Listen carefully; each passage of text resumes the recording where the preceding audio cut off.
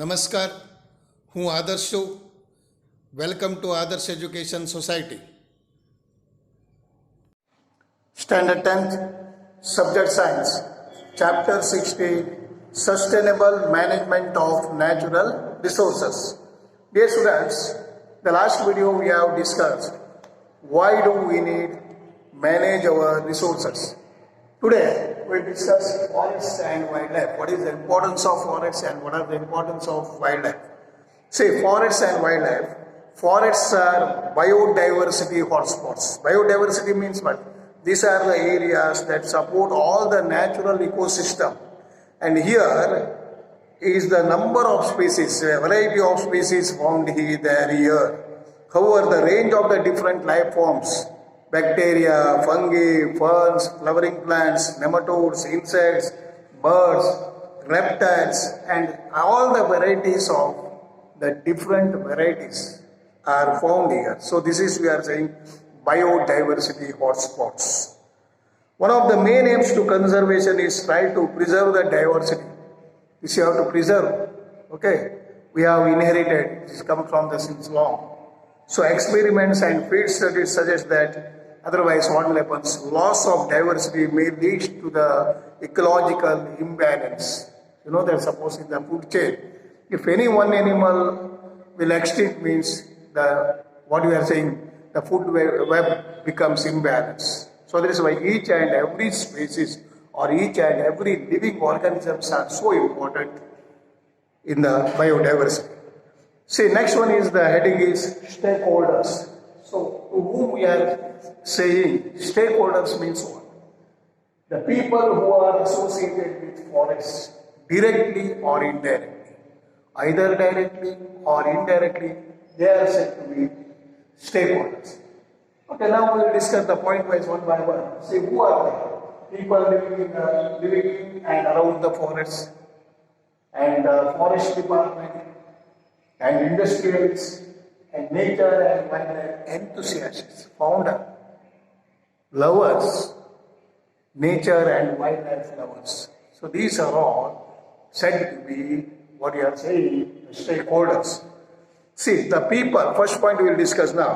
The people who will live in and around forests are dependent on forest products of various aspects of their lives, either food or even any sort of materials, what they need, leaves or branches of trees. So like this. Then the next one is the forest department, government peoples of government which owns the land and controls the resources from the forests.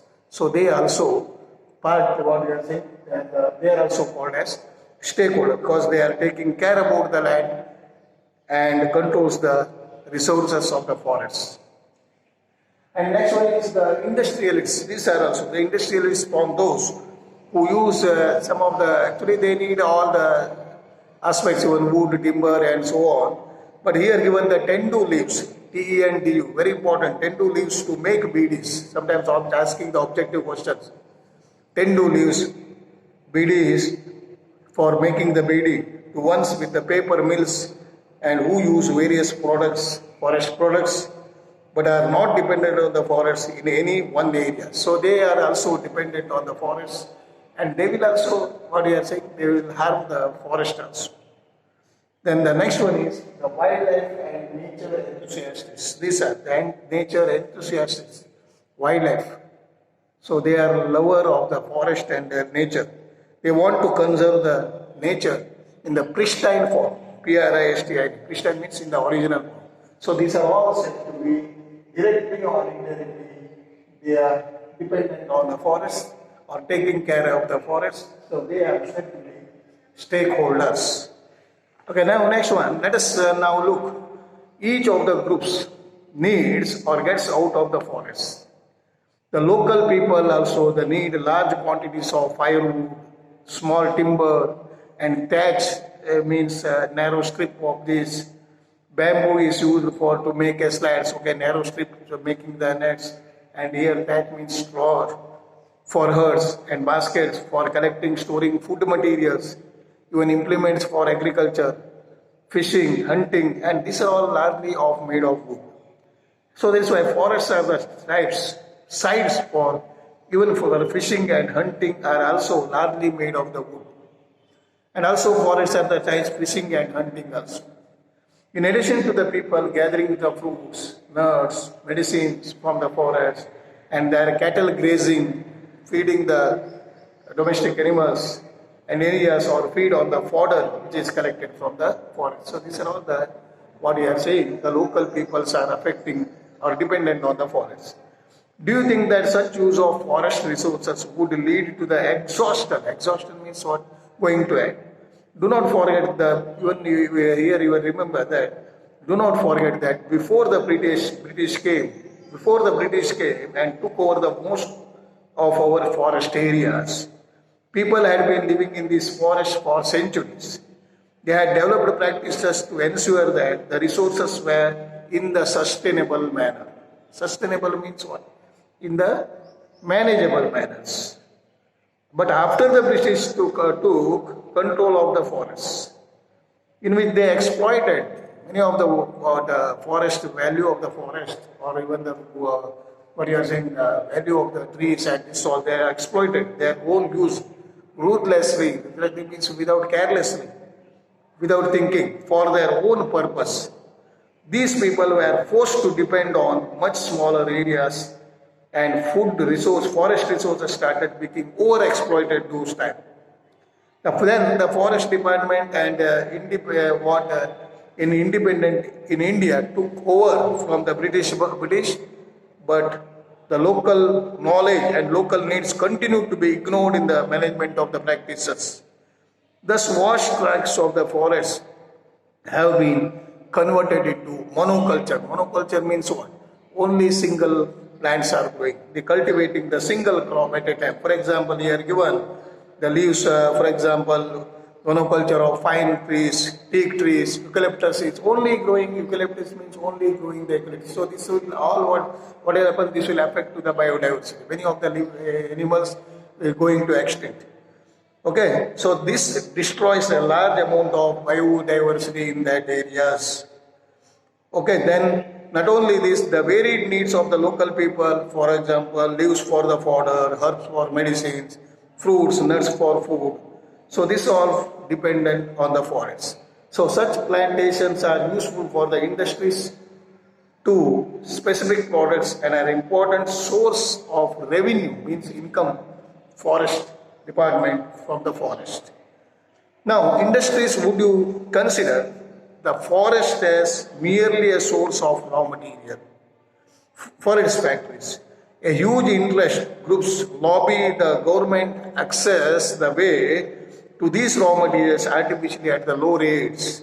Since these industries have greater reach than the local people, they are not interested to sustaining the forest of the particular area. Okay, for example, after cutting down of all the teak trees in an area, they will get their teak, but from the forest, then farther away, then they will not take care about that. They do not have any stake in ensuring that particular area. So lastly, we come to the nature and wildlife enthusiasts who are no way dependent on the forests, but who have considerable say their management. The conservationists were initially taken with large animals like lions, tigers, elephants, rhinoceros. These are all the wildlife. See, wildlife, what you are saying, the wildlife has to preserve the diversity, wildlife has to maintain the food chains, and we get useful products from the wildlife, honey, leather, medicines, food groups. So these are all from the wildlife we are getting. Okay? And they know that recognize to need to preserve the biodiversity as a whole. But shouldn't we recognize the people as a forming the part of the forest system? There have been enough instances of local people working traditionally for conservation of forests. See, for example, here given some of the local people like the Bisnoi community. So we underline this point, dear students. See, Bisnoi community living in the western Rajasthan on the border of the Thar desert. See, they are a community group of people living in the western Rajasthan on the border of the Thar desert. Conservation of forest and wildlife has been They are the religious tenet, T-E-N-E. Tenet means religious tradition they are thinking for them. These nature-loving people have for centuries been conserving the flora and fauna. Flora means animals, flora, plants, and fauna means animals. This all you have studied. To the extent of sacrificing their lives to protect the environment. So they are sacrificing their lives to protect the environment. They are living with the basic philosophy that all the living things have a right to survive. See, their mentality is what? All the living beings right to survive and share all the resources, sharing all the resources. The government of India has recently instituted an Amrita Devi Bisnoi National Award. Say, Amrita Devi Bisnoi National Award for Wildlife Conservation in the memory of Amrita Devi Bisnoi. So, underline these students, very, very important one. Amrita Devi Bisnoi community who in 1731 sacrificed her life and along with 363 other peoples for the protection of the Kejri trees. The trees named Kejri, K-E-K-H-E-J-R-I, Kejri trees in Kejriwal village near Jodhpur in Rajasthan. So these are very, very important one. Okay. Then studies have shown that the prejudice without the knowledge, the traditional use of the forest areas have no basis. Here is an example. The Great Himalayan National Park contains within its the reserve area alpine meadows, a piece of land which were grazed by the sheep in the summer. Nomadic shepherds grow their flock up the valleys every summer. When these national in this way they are small they are trees, small herbs and these are they are going only they will eat the shrubs and these small plants. So that is why they are not going to allowed to go grown up. So when this national park was formed, the practice was put an end. So not seen that without the regular grazing by the sheep and the grass first grows very tall and then falls over preventing fresh growth. Now management of protected areas by keeping the local people or by using the force cannot possibly be successful in the long run. In any case, the damage caused to the forests cannot be attributed to only the local people. One cannot turn a blind eye to the deforestation caused by the industrial needs for the development projects like building roads and dams. So the damage caused in these reserves by the tourists or the arrangements made for their convenience is also being considered. Even the tourists are also damaging the forest reservoirs. So we need to accept the human invention that has been very much part of the forest landscape. What has to be managed in the nature and what may be the extent of this invention. So forest resources ought to be used in a manner that is both environmentally and as well as developmentally sound, or in other words, while the environment is preserved, the benefits of the controlled exploitation go to the local people. So a process in which decentralized to change the economic growth and ecological conservation go hand in hand. The kind of economic and social development we want will ultimately determine whether the environment will be conserved or further disturbed. The environment must not be regarded as a pristine collection. Pristine means what? The earlier collection of the plants and animals. It is a vast and complex entity that offers a range of natural resources for our use. We need to use these resources with due to the caution for our economic and as well as for our social growth and to meet our material aspirations. So that is why, without disturbing or without damaging then you have to go for forests and wildlife, you have to conserve and you have to go for the further developmentations. Okay, in this way we have to take care for about the forests and wildlife. Okay, and thank you. We'll meet in the next video, management of forest and waterfall. Okay, thank you. Bye bye.